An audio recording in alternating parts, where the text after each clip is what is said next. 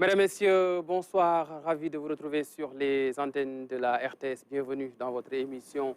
Le club des sports. Deux titulaires reviennent dans notre 11 de départ. Avec Ndaïdom Diouf à ma droite. Ndaïdom, bonsoir. Bonsoir et merci pour le retour. Ah, ça faisait un bail. C'est vrai, mais je suis de retour. Ouais. Avec plaisir. Le plaisir est partagé. À ma gauche, un autre titulaire qui fait son comeback, c'est Elhadji Thierno Dramé, qui nous revient de congé avec beaucoup plus de peps, certainement. Thierno Dramé, bonsoir. Bonsoir Ibrahima. Les congés, ça a été? Ouais, on en a profité pour se remettre un peu à zéro et puis voilà, remettre les choses à plat. Ah, super. Demba Varor, toujours fidèle au poste. Varor, bonsoir. Bonsoir Ibrahima. Voilà donc, chers amis téléspectateurs, le panel d'experts pour ce club des sports. Notre premier thème porte sur la Coupe du Monde tous les 2 ans. Et ça a été validé par l'Assemblée générale extraordinaire de la CAF il y a quelques jours. Et certainement, il y aura une incidence sur la périodicité de la Coupe d'Afrique des Nations. Ndaïdom Diouf, comment avez-vous vécu toute cette actualité-là avec la décision du moins prise par l'Assemblée générale de la Confédération africaine de football? Écoutez, ce n'est pas une surprise que la CAF s'aligne sur ce projet de la FIFA. Déjà, on sentait cela venir dans les différentes déclarations et approches, parce que bien avant, au niveau de la CAF, le président Infantino avait déjà, de manière très implicite, donné son aval pour cette Coupe du Monde tous les 2 ans. Aujourd'hui, avec ce comité exécutif, cela n'a fait que confirmer ce qu'on voyait déjà venir. Maintenant, c'est acté.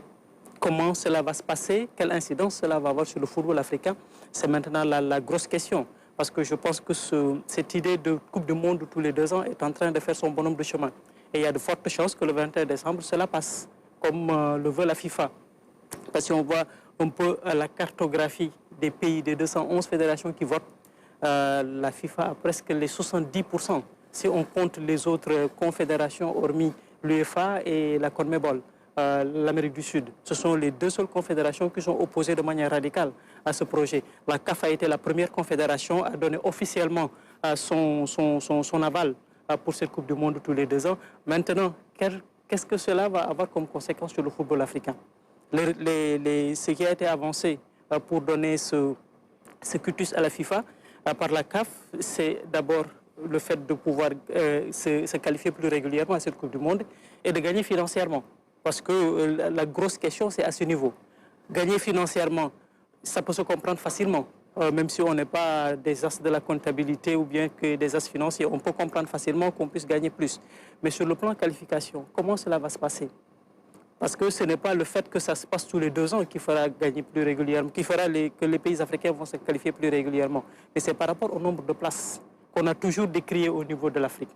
5 places pour 54 fédérations, alors que les autres en ont beaucoup plus et qui sont beaucoup moins présents. Donc ça pose également problème. Maintenant, quelles sont les garanties que Infantino a données à la CAF par rapport à ces places? Parce que c'est là-bas que se jouera la qualification. Si aujourd'hui, tous les 2 ans, l'Afrique a 10 places, 9 places comme on le miroite, est-ce que cela est avéré ou pas? On verra ce que cela va donner. Mais si, au niveau de la qualification, l'Afrique ne gagne rien, je ne vois pas l'utilité d'être d'accord sur cela. Mais en analysant plus loin, on peut se dire que la FIFA également a plus à gagner. Parce qu'aujourd'hui, ce qui fait la puissance de la FIFA, c'est la mainmise que l'instance a sur les autres confédérations, hormis l'UEFA et la CONMEBOL, qui financièrement ou d'une certaine manière sont assez autonomes pour pouvoir aller d'elles-mêmes, ce qui n'est pas le cas des autres fédérations. Si on voit l'Afrique, c'est 54 fédérations sur les 211. Et chaque voix compte. Aujourd'hui, la voix du président de l'Allemagne compte.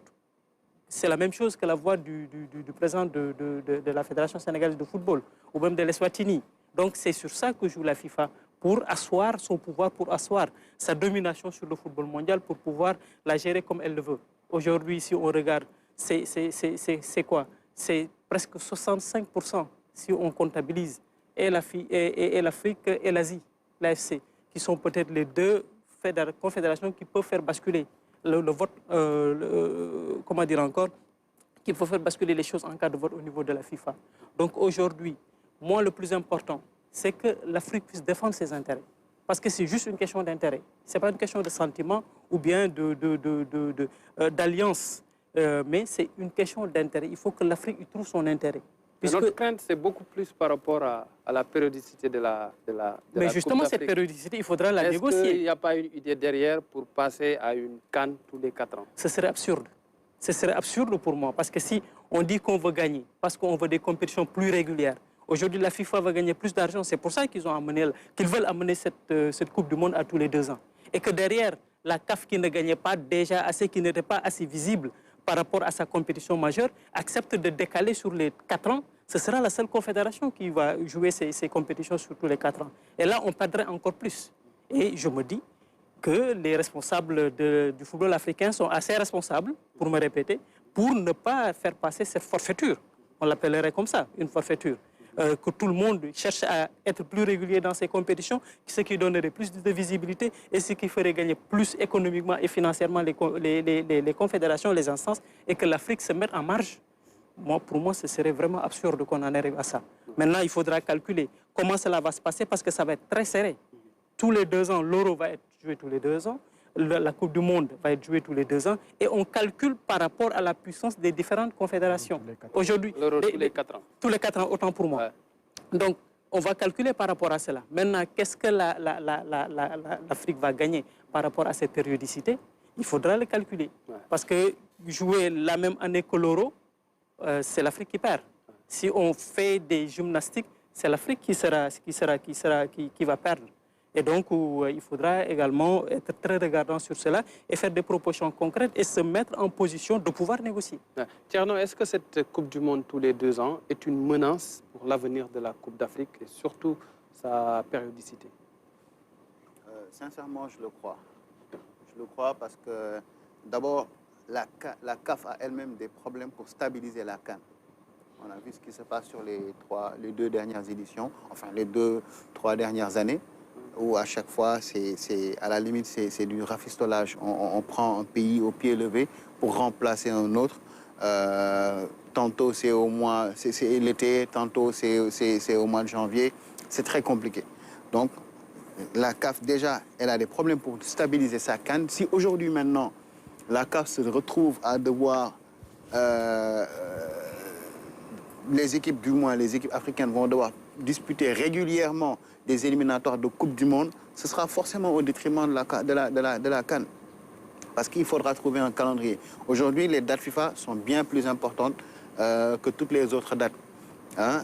Il va falloir organiser des éliminatoires, il va falloir faire plein de choses. Et après, aujourd'hui, à partir du moment où on n'arrive pas à stabiliser notre CAN, ils vont nous dire, bon, notre Coupe du Monde, c'est tous les 2 ans, c'est en été, trouvez un moyen d'organiser votre CAN. Moi, dans cette affaire-là, j'ai l'impression que le grand perdant, en réalité, c'est l'Afrique. Parce que on est en train de parler de la Coupe du Monde, la périodicité tous les 2 ans, mais on n'a pas parlé, peut-être que ça aurait pu être un autre thème, de la Coupe du Monde des clubs qui va se jouer quasiment dans la dernière semaine de la Au mois de février aux Émirats Arabes Unis. La dernière semaine de la CAN, qui est censée être peut-être la 3e ou 4e compétition continentale la plus importante. En 2022. En 2022, vous voyez. Donc, dans cette affaire-là, les grands perdants, d'une manière ou d'une autre, ce sera l'Afrique. Maintenant, on nous fait miroiter l'argent. Mais pourquoi la CAF ne met-elle pas en place un système qui lui permettrait de gagner de l'argent de façon autonome, de ne pas attendre de l'argent de la FIFA? Parce qu'en réalité, c'est ça, la FIFA a disons, appuyé sur le bouton qui fait mal. C'est l'argent. La CAF n'a pas d'argent. On nous fait miroiter de l'argent. On nous fait miroiter plus de pays qualifiés. Le problème, ce n'est pas plus de pays qualifiés. Normalement, on aurait dû avoir plus de pays qualifiés avec une Coupe du Monde à 40 équipes, comme on en avait parlé. Donc, pour moi, il fallait plutôt insister sur ça. Mais aujourd'hui, il y a une guerre entre l'UEFA et la FIFA. Et aujourd'hui, la FIFA utilise la CAF comme une sorte de bouclier. Ou peut-être de fer de lance et l'Asie. Parce qu'aujourd'hui, qu'est-ce qu'a fait l'UEFA? En dehors de l'Euro, l'UEFA a créé sa propre ligue, la Ligue des Nations, en dehors de la Ligue des Champions. Cette année, il y a encore une autre compétition des clubs. Il y a 3 compétitions internationales des clubs. Ça permet effectivement à l'UEFA de générer énormément d'argent. parce que l'UEFA ne comprenait pas pourquoi la FIFA gagnait autant d'argent et peut-être elle n'en profitait pas suffisamment. Aujourd'hui, elle a plusieurs compétitions, 2 compétitions des nations, la Ligue des Nations et l'UEFA et l'Euro, et en compétition des clubs, l'Europa League, la Ligue des Champions et la Conférence League d'ailleurs. La Conférence League. Donc, pour moi, c'est une guerre où les Africains auraient pu peut-être en profiter pour avoir un meilleur positionnement. C'est-à-dire essayer d'imposer nos championnats, c'est-à-dire la CAF, la Ligue des Champions, la Coupe de la Confédération africaine, et ensuite essayer, je sais pas, essayer de capter des fonds, de vendre notre produit. Mais malheureusement, on s'arrive à la volonté de Gianni Infantino, pour moi, moins de la FIFA que de Gianni Infantino, parce qu'en réalité, c'est lui qui est en guerre contre l'UEFA, et on on oublie nos propres intérêts. Parce que pour moi, cette affaire-là, elle va être très compliquée. Ouais. Ça démarre en 2028. Est-ce que la CAN va revenir à des années impaires? Est-ce que la CAN va être organisée tous les 2 ans? Parce que si c'est de l'argent seulement, autant se concentrer sur la CAN. Absolument. Parce que tu veux chercher de l'argent. Tu as ta compétition que tu ne mets pas en valeur parce que derrière, tu espères que la FIFA va t'en donner. Parce que non, pour moi, cette affaire est très mal réfléchie. Quelque part, Nedom a dit que les dirigeants africains sont assez responsables. Je les trouve totalement irresponsables. Donc j'ai dit qu'ils devraient être assez responsables. Ouais. Alors, moi, je les trouve totalement irresponsables d'avoir une telle position. Ouais. Parce que, d'abord, la FIFA nous a quand même imposé un président. On savait que un secrétaire général. Un secrétaire général. Non. Et un secrétaire général. On savait que derrière cette posture de la FIFA, il y avait forcément quelque chose qui allait venir. Et justement, c'est ça. Et malheureusement, la volonté du prince ça passe comme lettre à la poste. Il n'y a pas eu de débat, il n'y a pas eu de remise en question, il n'y a pas eu d'étude réelle sur l'impact de la CAN. Parce que quoi qu'on dise, la Coupe du Monde, c'est bien, on adore ça et tout. Mais nous, Africains, notre compétition la plus grande, c'est la CAN. Et malheureusement, c'est cette CAN qui va subir cette Coupe du Monde tous les 2 ans. Dembo Valor, si je ne m'abuse, c'est à l'unanimité que l'Assemblée générale de la CAF a accepté ce projet-là. Oui, et ce n'est pas surprenant parce qu'au vu de certaines déclarations qui avaient fuité dans la presse depuis fort longtemps, que la FIFA a agité sa volonté de faire passer la Coupe du Monde de 4 à 2 ans, beaucoup de dirigeants africains avaient dit qu'ils étaient favorables, qu'ils n'étaient pas contre. Moi, je ne suis pas contre. Et je pense que je l'avais dit sur ce plateau-là, que j'étais plutôt favorable en attendant de voir les détails. Pourquoi je suis ouvert à cette périodicité-là? Pour 2 choses. D'abord, par rapport à la qualification, j'estime que tous les 2 ans, on a beaucoup plus de chances pour une génération de joueurs africains de se qualifier que par rapport à tous les 4 ans. Parce que tant qu'on joue à 32, je suis sûr que la FIFA n'augmentera pas le nombre de places pour l'Afrique. Ce sera toujours 5, à moins qu'une sélection africaine puisse se qualifier en demi-finale ou en finale. Ça ne changera pas, on restera à 5. Mais non, si c'est tous les 2 ans, une génération... Déjà, pour 2026, l'Afrique devrait avoir 9 places. Oui, mais c'est parce que c'est à 48. Ouais. On va revenir à 32. On augmente pour tout le monde. Quand ce sera tous les 2 ans, on va revenir à 32. Et si on revient à 32, ça va revenir à 5 places. Quand on passe à 48, ce sera 9 ou 10 places. Mais le fait qu'une génération puisse avoir vraiment l'opportunité de se qualifier à une Coupe du Monde tous les 2 ans, déjà, je trouve ça, pour l'Afrique, très bien. Parce que ça aurait permis peut-être à la génération des Sadio et autres de pouvoir jouer 2 ou 3. Maintenant, on peut ne pas se qualifier, mais au moins on a beaucoup plus d'opportunités pour se qualifier. Autre chose, c'est que on joue, c'est bien beau la CAN. On joue la CAN tous les 2 ans. Quand tu gagnes la CAN, tu as 4 millions, 4 milliards. Quand tu joues juste la phase finale de Coupe du Monde, les 3 matchs, tu as pratiquement 7 milliards. Ce n'est pas comparable. Est-ce qu'on peut vraiment, parce qu'on est là, on débat, on essaie de faire reluire la CAN, mais on n'y arrive pas. On n'y arrive pas parce que pour plusieurs raisons, il y a beaucoup de facteurs qui nous bloquent. Les infrastructures, tout ça ne dépend pas de la CAF, ça dépend de la volonté des États. Et qu'on le veuille ou non, les éliminatoires de la FIFA ont montré la réalité. Il y a beaucoup de pays africains qui n'ont même pas les infrastructures pour organiser une CAN. Pour stabiliser, comme tu dis, la CAN, moi je dis que, pour moi, c'est le fait de passer déjà de 16 à 24, déjà ne favorise pas une stabilité de la CAN, parce que le cahier des charges est beaucoup plus énorme et les pays africains qui sont capables vraiment de pouvoir organiser une CAN à 24, c'est extrêmement difficile. Et le faire tous les 2 ans, c'est encore difficile, parce que combien de pays africains sont capables aujourd'hui, si je comprends bien, tous les 2 ans, pour une CAN tous les 4 ans? Non, pas que je suis pour, mais moi je suis pour qu'on ne rejette pas juste, mais qu'on discute et qu'on évalue, qu'on ait des experts qui évaluent. Parce que là aujourd'hui, si on passe à 4 ans, la CAN, ça peut nous permettre, si on le veut, mais le malheur c'est que des fois en Afrique, même si on te donne 10 ans, tu vas dormir pendant 8 ans et attendre les 2 dernières années pour t'y mettre. C'est ce qui est arrivé à pratiquement tous les pays qui organisent la CAN. Mais c'est juste pour dire à Thierno que pour moi, pour stabiliser, mieux vaut même passer à 4 qu'à 2 ans, si on veut beaucoup plus vraiment stabiliser la CAN. Parce que ça va nous permettre déjà de savoir sur quelle période organiser réellement la CAN et donner un peu plus de temps à ceux qui vont l'organiser. Mais tous les 2 ans, on a vu tous les problèmes qu'on a pour que les pays... Au moins, ça fait entrer de l'argent dans les caisses de la CAF qui sont... Non, la CAF peut avoir... Les finances également dans le rouge. Non, c'est pas la CAN tout simplement. La CAN tout simplement, tous les 2 ans, ne peut pas rendre riche la CAF. Il nous faut d'autres compétitions. C'est pas simplement l'euro qui rend riche l'UEFA. C'est pas pour rien que l'UEFA a compris et est en train d'organiser beaucoup d'autres compétitions. Il faut, si tant qu'on n'organise pas... Les droits TV, mais en Afrique, on a bien vu que cette question des droits TV n'arrive même pas à être réglée de manière assez... Justement, c'est ça. On a beaucoup de problèmes à régler déjà. Les droits TV, à la CAN et tout. Mais il nous faut encore d'autres compétitions si on veut. Il nous faut des compétitions de clubs.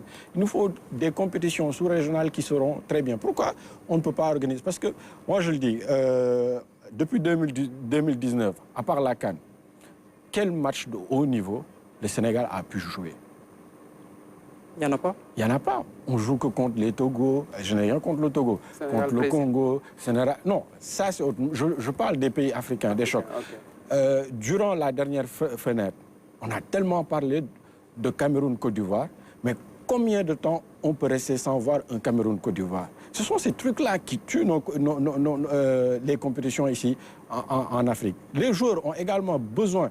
Par exemple, un Kalidou qui quitte Naples, qui vient se coltiner les Togo, le Congo, le Malawi, le Botswana. Dans le même temps, il voit ses coéquipiers à Naples se coltiner l'Espagne, se coltiner la France. Mais c'est des matchs de haut niveau. Pourquoi nous, on ne peut pas organiser des compétitions comme la Ligue des Nations, faire par division et faire des montées et des descentes? Ça peut se faire. Donc réfléchissons à ces compétitions aussi. Et ne pas se dire que la CAN, mais simplement la CAN ne peut pas faire avancer le football sénégalais. Et même les compétitions de clubs, le football africain, même les compétitions de clubs, je pense qu'il faut vraiment les repenser. Laïdom, votre avis sur cette Coupe du Monde des clubs qui sera organisée en pleine Coupe d'Afrique des Nations? On a comme l'impression qu'il y a une volonté de la part de Gianni Infantino et de son équipe de fragiliser la Coupe d'Afrique. Ça, ils n'osent pas le faire en plein Euro ou en pleine Copa América. Non, c'est clair, parce que c'est déjà une confédération structurée, une confédération puissante, et qui organise ces compétitions et qui les maîtrise. Et qui financièrement également maîtrise ses rentrées d'argent et ses dépenses. Ce n'est pas le cas pour la CAF. Donc c'est pour revenir un peu, je me dis, organiser cette compétition des clubs, c'est un indice par rapport, disons, à la considération que la FIFA a au niveau pour la CAF. Pour moi, c'est juste une confédération qui lui permet de pouvoir comptabiliser de manière numérique, comptable, les voies et de pouvoir dérouler sa politique. C'est des confédérations qui sont faibles et il faut qu'elles restent faibles pour que la FIFA puisse s'installer. Ce ne sera pas le cas avec l'UEFA et la CONMEBOL.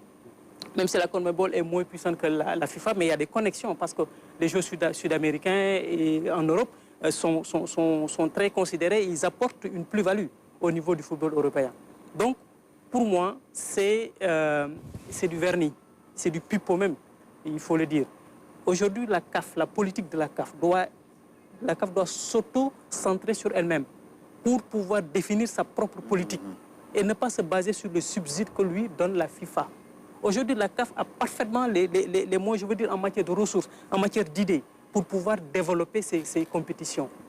La CAN, qui se tient tous les 2 ans, déjà ça pose problème pour la stabilité, les ressources que cela doit générer, les droits de télévision qui n'ont jamais été négociés comme cela se doit, pour que ça puisse générer des ressources pour la CAF. Donc il y a tous ces paramètres qu'il faudra gérer. Mais également le problème des infrastructures. Même si aujourd'hui en Afrique, ce sont les États qui détiennent ce levier, la CAF peut influer. La CAF peut discuter avec les présidents des nations, des républiques, pour voir comment aider, comment accompagner. En arrivant, Infantino avait parlé de ce programme des infrastructures. Mais qu'en est-il aujourd'hui? Qu'est-ce qu'on en sait? Quels sont les jalons qui sont posés? Quelles sont les idées qui ont été avancées pour dire qu'on va aider les associations à se doter d'infrastructures dignes de ce nom? Et comment les accompagner, comment mettre en place une politique pour la gestion surtout de ces infrastructures. Donc c'est ça qu'on attend de la CAF, au-delà de la gestion des compétitions. Parce que pour faire des compétitions, il faut avoir où les dérouler, ce qui n'est pas le cas pour presque plus de 60% des pays. Aujourd'hui, l'épisode avec les infrastructures a montré un peu cette disette qu'il y a au niveau des infrastructures. Donc pour moi, c'est à ce niveau que la CAF doit s'atteler pour aider, pour pouvoir développer le football. Parce que le football, c'est d'abord les infrastructures et c'est les personnes pour pouvoir gérer ces infrastructures et les compétitions viennent ensuite. Parce que si on n'a pas d'infrastructure, on ne peut pas faire de compétition. Donc le travail se trouve à un autre niveau. Aujourd'hui, le débat dans lequel la FIFA nous amène, pour moi, c'est du vernis. Ça, c'est la politique de la FIFA. Ça n'a de l'intérêt que pour la FIFA. Maintenant, la CAF n'est pas encore assez forte pour s'opposer comme le fait l'UEFA. Mais elle peut tirer son épingle du jeu par rapport à ce que lui propose la FIFA et travailler à partir de là pour pouvoir construire quelque chose de durable et de pérenne pour développer le football africain. Thierry Dramé, est-ce que vous faites partie de ceux qui pensent que les responsables du football africain ne défendent pas assez les intérêts de l'Afrique? Est-ce que c'est votre point de vue? Ouais, en fait, c'est exactement ça. C'est ce qu'on est en train de dire depuis. Hein. Préférer, plutôt que d'aller commander des miettes aux banquets des autres, organiser notre propre banquet. C'est ça. Et malheureusement, les gens qui sont censés justement aller défendre les intérêts ne le font pas assez parce que justement, comme je dis, on préfère aller participer à ce que les autres organisent plutôt que d'essayer d'organiser nos propres affaires à la maison. Et malheureusement, l'Afrique va le subir de plein fait. On va continuer à le subir parce que le simple fait d'organiser la Coupe du Monde lors de la Coupe du Monde des clubs de la dernière semaine de la CAN est suffisamment, pour moi, clair pour montrer en fait que la FIFA n'a aucune considération pour la CAF. Pour moi, c'est assez clair. Et en plus, parmi les experts la commission technique qui a étudié le projet de Coupe du Monde 2000 tous les 2 ans, est-ce qu'il y a un Africain? Je ne crois pas. Je ne crois pas. Ce qu'on entend, ce sont les anciens, voilà, Wenger et autres. Et ce sont ces gens-là qui vont parler du football africain à la place des Africains. Ils vont le faire selon eux, leur point de vue, et selon leurs intérêts. Moi, je pense que vraiment, il faudrait que les dirigeants africains essaient de s'affranchir un peu, s'il le faut même de la FIFA, parce que pourquoi n'ont-ils pas le courage de dire non à Infantino? Ont-ils des intérêts à préserver? Ben justement, il y a forcément des intérêts parce que, voilà, si on vous fait miroiter un projet de plusieurs milliards, hein, de construire un stade, etc., ben forcément, c'est sûr que vous allez avoir des doutes, ça va semer un peu l'autre, vous n'allez pas avoir cette attitude franche et malheureusement, on le ressent dans le discours de nos présidents, on le voit dans leur attitude. Lorsque le président de la FIFA danse, il se lève pour danser. S'il éternue, on lui tend le mouchoir. C'est la triste réalité de notre football. Yeah. Mais je pense qu'il faudrait que les choses reviennent à plat. Il faudrait que la CAF se relève. La CAF aille capter les fonds, pas en Europe, pas dans le reste du monde, mais en Afrique. On organise une compétition africaine pour les Africains d'abord, dans un premier temps. La CAN, c'est pour les Africains dans un premier temps. Si aujourd'hui l'UEFA a les moyens de dire non, c'est parce que l'UEFA d'abord a l'argent, mais les plus grands championnats se trouvent en Europe. Donc, quand l'UEFA dit qu'il n'y aura pas de Coupe du Monde en pleine saison, il n'y aura pas de Coupe du Monde en pleine saison parce que les clubs ne vont pas y participer. Aujourd'hui, ils ont les moyens de dire non. Il faut que l'Afrique se donne les moyens de pouvoir dire non. En quoi faisant? Mais en allant capter les fonds. Comment font les Européens pour avoir de l'argent? C'est des championnats réguliers, dans de beaux stades, avec toute une stratégie marketing autour de ce championnat-là, les droits TV. Mais aujourd'hui, et ça malheureusement c'est la triste réalité, vous voyez mal la Tunisie acheter les droits de retransmission du championnat du Sénégal. L'Afrique du Sud ne va pas acheter les droits de retransmission du championnat marocain, etc. etc. Et tant qu'on sera dans ce genre de choses-là, on n'arrivera à rien du tout. C'est malheureux et on va continuer à subir encore une fois. Et comme je l'ai dit tout à l'heure, préférer organiser notre banque plutôt que d'aller commander des petites choses aux banques des autres. Parce que dans cette histoire-là, encore une fois, ma conviction est que la seule victime, c'est l'Afrique, le football africain. Dembo Valor, dans ce projet de mondial tous les 2 ans, Infantino s'est opposé aux niettes catégoriques de l'UEFA et de la CONMEBOL. La CAF dit oui.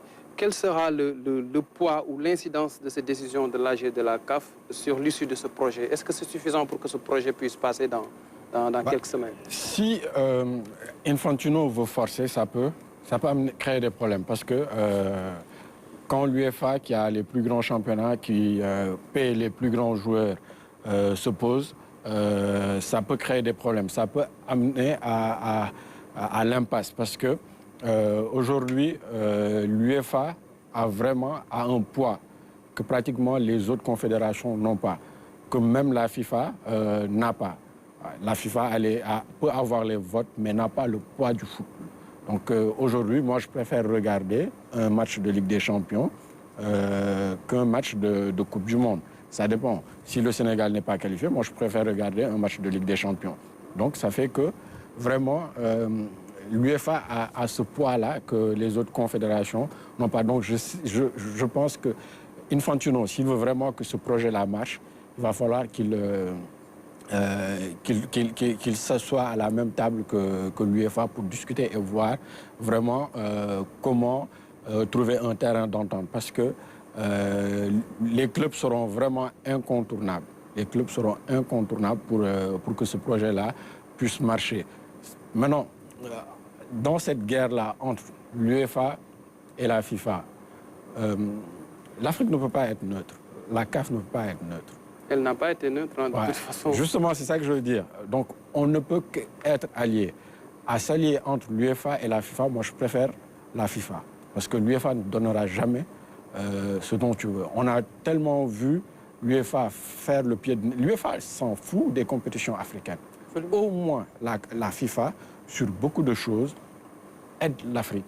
Donc, si on doit s'allier, et c'est pourquoi moi je comprends et je suis ouvert à ça et que je comprends un peu la décision de la CAF. Parce qu'en l'état actuel de notre football, on n'a rien. Aller chercher les capitaux, c'est ce qu'on veut, c'est bien. Mais tu ne peux pas avoir les joueurs. D'ici une génération, d'ici 20 ans, 25 ans, l'Afrique ne peut pas garder les meilleurs joueurs. Aujourd'hui, nous tous rêvons que nos joueurs qui sont ici signent dans des équipes européennes. Parce qu'on sait qu'ils vont s'épanouir là-bas financièrement et sportivement. On aime voir Sadio Mané jouer à Liverpool, jouer au Real Madrid, jouer au Barça, plus que jouer au Jaraaf. Mais parce que la réalité fait qu'en ce moment, le football se déroule en Europe. C'est juste pour cela qu'on n'arrive pas vraiment à capitaliser les profits ici. Pourquoi la CAN est notre meilleure compétition? Parce que les joueurs majeurs viennent jouer à la CAN. C'est pourquoi on a du mal à faire, décoller le CHAN et les autres compétitions de clubs qui sont ici en Afrique. Donc, tant qu'on est dans cette situation-là, on ne peut qu'attendre que la FIFA nous aide. Parce qu'il n'y a que la FIFA qui va nous aider. Ce n'est pas l'UEFA qui va nous aider. L'UEFA ne nous aidera jamais. Ce n'est pas sa vocation. Ce n'est pas sa vocation, oui. Non, c'est une confédération autonome. Elle ne nous aidera pas et elle nous mettra les bâtons dans les roues. Ouais. Donc moi, je préfère m'allier à la FIFA et essayer de voir comment je peux. Parce que Infantino, c'est vrai, il joue il est peut-être, on peut dire qu'il est condescendant. Et il a choisi toutes ces personnalités influentes à la CAF. Que c'est lui qui gère la CAF. Mais les propositions qu'il est en train de faire, est-ce que nos dirigeants l'ont fait? Non. Le fait qu'on puisse améliorer nos infrastructures. Oui, mais ça c'est à la CAF de le faire. C'est à la CAF de le faire. La CAF ne le faisait pas. Même s'il y a eu le projet Goal qui a permis... Justement, la CAF ne le fait pas. Les seuls trucs qu'on a ici au Sénégal, ce sont les projets de la FIFA. Absolument. C'est vrai que nos dirigeants ne travaillent pas. Nos dirigeants ne font absolument rien pour vraiment faire développer le football africain. Donc c'est pourquoi je dis, en l'état actuel de ce qu'on a, moi je préfère vraiment l'ouverture à la FIFA que de s'allier avec juste une petite parenthèse avant de passer au second thème. Ouais. Je suis d'accord qu'on s'allie avec la FIFA, mais qu'on le fasse de manière intelligente. Parce que la FIFA ne voudra jamais que la Confédération africaine, la CAF, se développe et devienne comme l'UEFA autonome. Et là, il n'aura plus... Non, la FIFA ne peut pas être contre ça. Ouais. Au contraire, la FIFA aimerait bien que le football africain se développe. Parce que mais si le football africain se développe, si en théorie, oui, mais est-ce que dans la pratique... Même dans la pratique, la FIFA est obligée. Pour conforter Varor, ce qu'il disait tout à l'heure par rapport à l'UEFA, même si au moment du vote, au mois de décembre, ce projet, s'il y a vote, ce sera une consultation. Même si on arrive à faire des votes et que au niveau de la cartographie des confédérations et des associations, la FIFA aura plus de voix, puisque l'UEFA et CONMEBOL, c'est 65 voix. L'Asie, l'Afrique, c'est 110 voix. Donc, si on voit numériquement, ça passe plus facilement. Mais au-delà, il y aura un autre combat que l'UEFA va mener. Et déjà, ils ont lancé les alertes. Justement, c'est ça que j'ai dit au début. Et par rapport à la disposition des joueurs pour le mondial, il y a des actions qui vont être lancées. Au début, c'est ça que j'ai dit. C'est que le projet peut passer, mais la FIFA n'a pas intérêt que ça passe juste par le vote. Justement, c'est pour conforter ça que je disais que la FIFA même si c'est mécanique, il y aura un autre combat à mener derrière. Avec l'UEFA et là, ça pourra faire mal. Et de voir comment ça peut vraiment faire évoluer la voie de l'UEFA. Débat très intéressant, mais nous allons, chers amis, passer au second thème qui porte sur le Ballon d'Or 2021, remporté lundi par l'Argentin Léo Messi. Donc, pourquoi le Ballon d'Or de Messi suscite cette année autant de critiques? Ça suscite autant de critiques parce que si on regarde les critères définis par France Football pour le BO, c'est d'abord les performances du joueur au niveau collectif, au niveau individuel, mais c'est également la classe du joueur, mais c'est aussi la performance sur ces trois critères. Et si on voit sur ces critères, Lewandowski, pour le désigner, répond parfaitement à tous ces critères, et peut-être plus Léo Messi. Lewandowski répond plus que Léo Messi à tous ces critères. Donc, quand on parle de subjectivité, je crois que depuis ces dernières années, surtout depuis 2019 plutôt, 2018 et 2021, ont été des BO très, très controversés par rapport à ces critères qui ont été définis et par rapport au lauréat qui a été primé. 2019, on ne va pas y revenir, on ne va pas refaire le débat avec Sadio Mané. C'est 2021 encore, si on voit la progression de Léo Messi par rapport aussi bien à Barcelone qu'à ce qu'il est en train de faire à Paris, Lewandowski le méritait beaucoup plus que lui. Et lui-même, il l'a dit. Messi ne le mérite pas. Il le mérite, mais Lewandowski, pour moi, ça c'est mon avis en tant qu'observatrice de la médiasphère footballistique. Pour moi, Lewandowski le mérite plus que Messi pour cette année. Mais si on prend la carrière globale de Messi, c'est incontestable. Mais si on prend sur une saison, parce que le premier critère, c'est sur une saison. Et sur une saison, Lewandowski le bat. Sur deux même. Sur ces critères. Aujourd'hui, peut-être que Messi a eu un dernier trophée qui lui manquait dans sa carrière, et c'est ça qu'on a mis en exergue, qui est la Copa América. Selon lui, c'est ce qui a fait la différence. Pour moi, c'est ce qui a fait la différence. Alors qu'en 2019, ce n'était pas le cas. Et on lui a donné ça, on lui a donné ce trophée. C'est plus du marketing, du merchandising que des critères objectifs. C'est vrai qu'il y a beaucoup de choses à dire par rapport à ces critères, parce que chacun vote selon son absolue conviction. Par essence, le vote, il est subjectif. Il est subjectif. Mais si on se base sur ces critères, la carrière de Messi est phénoménale. Ça, personne n'en disconvient. Mais si on se base sur ces critères de manière objective, aujourd'hui, pour 2021, Lewandowski méritait de prendre ce trophée. D'autant plus qu'on lui a, on l'a privé d'un BO. Aujourd'hui, on peut le dire plus facilement que 2020, c'était pour Lewandowski. On lui a donné un lot de consolation avec ce prix du meilleur buteur qu'on a créé. C'est un lot de consolation. Mais pour moi, de manière logique et courtoise, même si dans le monde des affaires, parce que le monde du football, c'est maintenant le monde des affaires, il n'y a pas de courtoisie. Donc, il était plus logique de le donner à Lewandowski que de le donner à Messi. Et donner à Messi un trophée spécial pour sa carrière et pour tout ce qu'on veut. Mais sur le plan marketing, peut-être ça vend plus, ça a plus de gueule, entre guillemets, que Messi ait un 7e ballon d'or, que Lewandowski ait son premier ballon d'or. Ça vend plus pour le produit qui est le ballon d'or.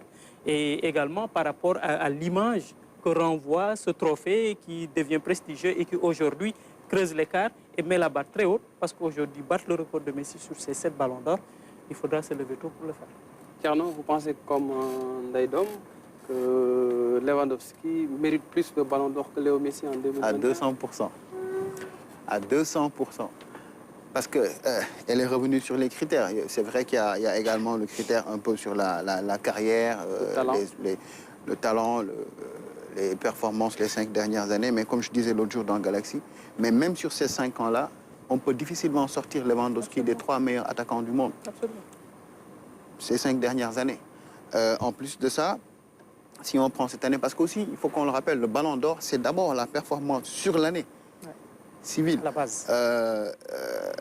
Lewandowski n'est pas Ballon d'Or en 2020 parce que France Football a décidé de ne pas décerner le Ballon d'Or invoquant le Covid. Et une saison tronquée. Et une saison tronquée. Mais une saison tronquée pour qui? Il n'y a que la Ligue 1 qui n'a pas terminé. Mais sinon, tous les autres championnats, la Bundesliga est allée au bout. La Ligue des Champions, avec un club français, est allée au bout, remporté par le Bayern de Munich de Lewandowski face au PSG de Messi actuellement. Il n'y était pas encore. Donc, il n'y a que le championnat de France qui n'est pas allé au bout. Mais malgré ça, on lui prive d'un ballon d'or parce que c'était évident que ce serait lui le ballon d'or en 2020. Mais qu'est-ce qui arrive? On arrive en 2021, il repart sur les mêmes bases. Il est tout aussi bon, il marque quasiment autant de buts. Il est tout aussi performant. Son club, le Bayern, reste l'un des clubs les plus performants, les plus puissants du monde, même s'il est éliminé en demi-finale, en quart de finale par le PSG. Mais le Barça aussi a été éliminé en quart de finale. En 8e. En 8e d'ailleurs, plutôt. Hein? Le Barça de Messi. Lewandowski termine meilleur buteur du championnat allemand. Deuxième meilleur buteur, je pense, parce que le meilleur buteur, c'est... Meilleur buteur, le meilleur buteur, lui le soulier d'or. Devant Haaland. C'est lui le soulier d'or. Effectivement. Bon, c'est vrai que la Pologne ne fait pas une bonne participation à l'Euro. Élimination au premier tour. Élimination au premier tour. Mais si on revoit l'histoire du Ballon d'Or, la Copa n'a jamais été un critère pour le Ballon d'Or. Parce qu'il faut quand même rappeler, je l'avais fait la dernière fois. Parmi les critères, on dit distinction individuelle et collective. Oui, mais attention, parce que on parle d'histoire. L'histoire, c'est que le Ballon d'Or avant était réservé aux joueurs européens jouant en Europe. Ensuite, il s'est ouvert aux joueurs venus d'autres, mais évoluant toujours en Europe. Donc, c'est seulement après que le Ballon d'Or s'est ouvert. Ça, c'est encore très récent, parce que 95, bon, pour nous, c'est encore très récent. 26 ans. Mais jusque-là, il n'y a pas eu un joueur qui a remporté la Copa. Peut-être Rivaldo, encore qu'en 99, Rivaldo a plané sur l'Europe. Il a été l'un des meilleurs joueurs. Donc, malgré la victoire, même s'il n'y avait pas eu la victoire du Brésil, je pense qu'il aurait quand même gagné le Ballon d'Or. Mais à partir de ce moment-là, il n'y a jamais eu une fois où on a invoqué la Copa América. Parce que sinon, on l'aurait donné à Alexis Sanchez, qui a gagné 2 années de suite la Copa América. Et il n'a même pas été dans le... Non, mais est-ce qu'en club, il était aussi fort que... À Barcelone, il a tout gagné avec le FC Barcelone. C'est vrai, avec Messi et il Neymar. était dans l'ombre de Messi. Mais il n'empêche. En tout cas, dans l'ombre ou pas, l'un dans l'autre, ce que je veux dire, c'est que, en termes de chiffres, aujourd'hui, regardez ce qui arrive. Messi, aujourd'hui, il gagne le Ballon d'Or. Mais qu'est-ce qu'il a fait à Paris actuellement? Il n'a que 4 buts depuis son arrivée. Donc, en France, après 14-15 journées de championnat, Messi n'a que 4 buts. Là où, en Bundesliga... Il a mis 41 buts en 2021. Oui, mais d'accord, en 2021, il a mis 41 buts, mais Lewandowski en a mis 64. Ouais. Aujourd'hui, Lewandowski, après 15 journées seulement en Bundesliga, il est à 14 buts. Il est à 7 buts en Ligue des Champions. Ouais, actuellement, c'est le meilleur buteur en Ligue des Champions. Donc, sur tous les critères, il bat Messi. Donc moi, franchement... Dembo Valor, qu'est-ce que Lewandowski a de plus que Messi pour pouvoir mériter ce ballon d'or? Sa régularité sur les 2 dernières années. L'année où on ne donne pas le ballon d'or et cette année. Cette année, en club, Lewandowski, je pense qu'il est intouchable. Il a été vraiment au-dessus de tout le monde. On oublie de le dire. Mais si le Bayern est éliminé, beaucoup de gens oublient que c'est sans Lewandowski. Ouais. C'est sans Lewandowski. Donc, ça montre que les seuls matchs décisifs que le Bayern a perdus, c'est parce que Lewandowski n'était pas là. D'ailleurs, quand il revient, il continue à marquer. Après sa blessure, il est resté, je pense, 1 mois sans jouer. Dès qu'il est revenu, il a commencé à marquer à nouveau jusqu'à battre le record de Gerd Müller pour un championnat qui ne joue que 34 journées, attendre 40 buts. C'était vraiment exceptionnel. Donc, moi, je suis un pro-Messi convaincu, mais si je devais voter, j'aurais voté pour Lewandowski. Mais je ne crie pas au scandale. Pourquoi? Je l'ai dit la dernière fois ici, c'est que... Parce qu'il y a eu quand même 180 journalistes... Justement, c'est ça. Qui suivent peut-être le football le vote, et qui ont fait leur vote. Le vote, le France Football, ce qu'il fait, c'est qu'il met un vote démocratique. Ouais. Il donne la parole à 180 journalistes de pratiquement tous les pays, de toutes les associations qui jouent au foot. Donc, il n'y a pas les mêmes sensibilités. Moi, je peux préférer un milieu de terrain, un autre peut préférer un attaquant. Il y a les critères. Mais si le gars qui est au Sénégal, ou bien qui est en Guinée, ou bien qui est en France, ou bien qui est en Italie, n'a pas, entre guillemets, respecté tous les critères, et même on ne peut pas dire qu'il n'a pas respecté tous les critères, parce que si on met Messi devant Lewandowski, on ne peut pas dire que le gars, oh, tu n'as pas respecté les critères. C'est juste qu'il y a 2 joueurs qui ont fait de grandes performances, qui étaient en ballottage. On t'a dit de choisir entre eux. Tu as mis Messi devant, peut-être premier, Lewandowski deuxième, Benzema troisième. On ne peut pas dire que ça, c'est un vote scandale. Moi, le scandale dans ce ballon d'or, dans cette cérémonie, c'est le fait que France Football, qui est le jury qui choisisse les 30, n'y mettent pas Edouard Mendy, ce qui fausse un peu, à mon avis, les votes pour le trophée Lev Yashin. Parce que ça... Vous avez anticipé sur ma peut-être c'est ça. Mais c'est ça que je peux reprocher à France Football. Mais je ne peux pas reprocher à un promoteur comme France Football d'avoir peut-être favorisé Messi parce que Messi a une classe internationale, c'est une plus grande star parce que c'est le vote. Ça a été un vote, on a donné la voix à tout le monde. On ne peut pas dire... Ils font 80, 180 quand même. On ne peut pas dire que ce n'est pas transparent. Parce que, il y a quand même de la démocratie dans le vote, même si... Pourquoi là-dessus je défends... Démocratie de manière relative. Non, moi, la promotion de Messi. On ne te donne pas des directives en te disant qu'il faut voter pour Messi, mais il y a une manière insidieuse. Exactement. Comment Il existe. Écoutez, les médias sont là. Mais les médias, ce n'est pas France Football. Non, je sais, France Football ne contrôle pas les médias en Espagne, ni les médias...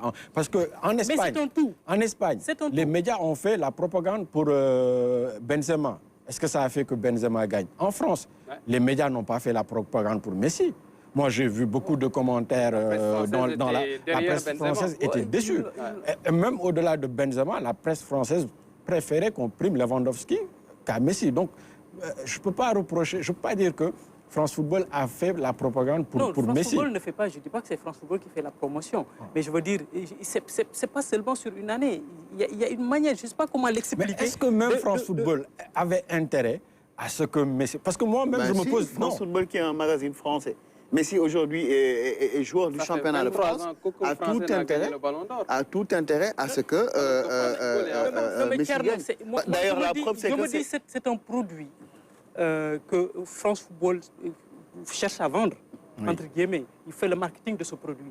Et aujourd'hui, comme je l'ai dit tout à l'heure, que Messi ait un 7e ballon d'or est plus exceptionnel. que Lewandowski est le premier ballon d'or. Parce que c'est d'abord du marketing. C'est relatif aussi, hein, parce que, que Lewandowski casse encore la dynamique de Léo Messi, Cristiano Ronaldo, et que ce mec-là, qui a été exceptionnel durant 2-3 ans, soit récompensé, parce que beaucoup d'amateurs, si on élargissait, on quittait les journalistes, on élargissait, moi je suis sûr que la plupart des fans auraient voté Lewandowski. Il y a une certaine lassitude. Pas une lassitude, mais juste parce que Lewandowski le mérite. Moi, je l'ai dit, je suis un pro Messi. Il a été meilleur que Messi. Je suis un pro Messi convaincu. Mais si France Football m'avait donné la voix du Sénégal, et ça de manière... si France Football m'avait donné la voix du Sénégal, c'est même pas sûr que je mette Messi sur le podium.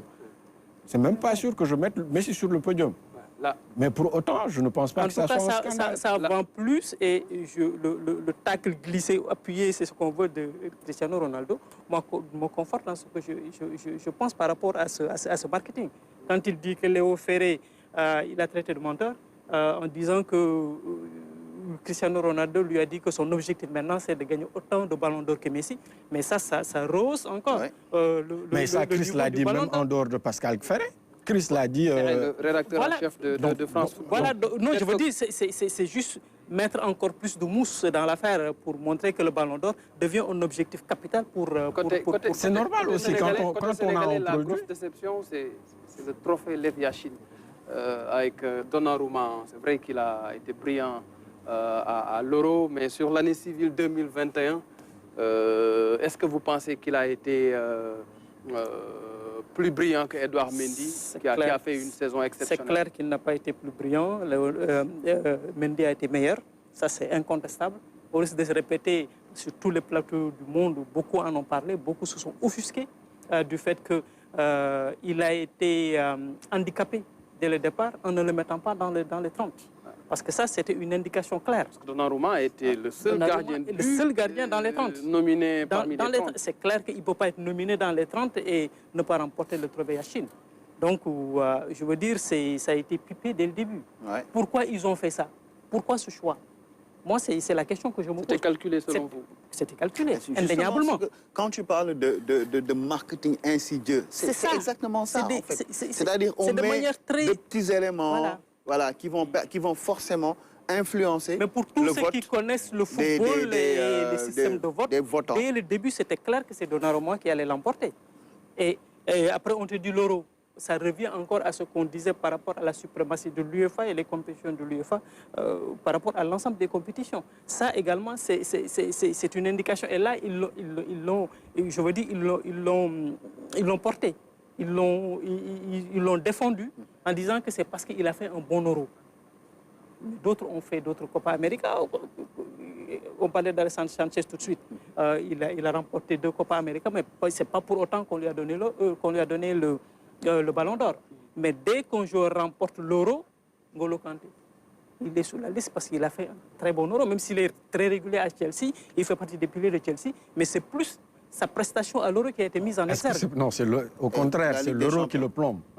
Oui, mais s'il avait fait un bon Euro, il n'a pas fait un bon Euro. Non, il n'a pas fait un bon Euro parce que la France a été éliminée. Oui, mais même individuellement. Il fait pas un bon je dis, il est un élément incontournable de Chelsea. Il est très bon à Chelsea. Homme du match de la finale. Mais même à l'Euro, même si la France a été éliminée, c'est quelqu'un qui a été bon.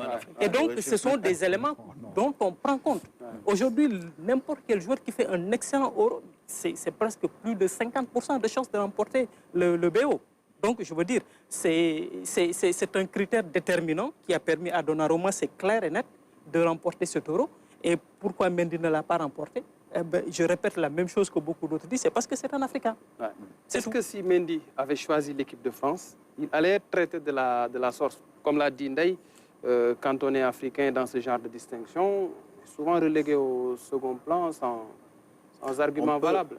On peut se poser la question parce que, bon, malgré tout, quand même, il y a N'Golo Kanté qui a choisi la France et non le Mali, et qui se retrouve 5e qui avait devant lui Lewandowski et Messi. Qui avait devant lui Lewandowski et Messi. Pour moi, effectivement, ça compte. On ne peut pas l'occulter.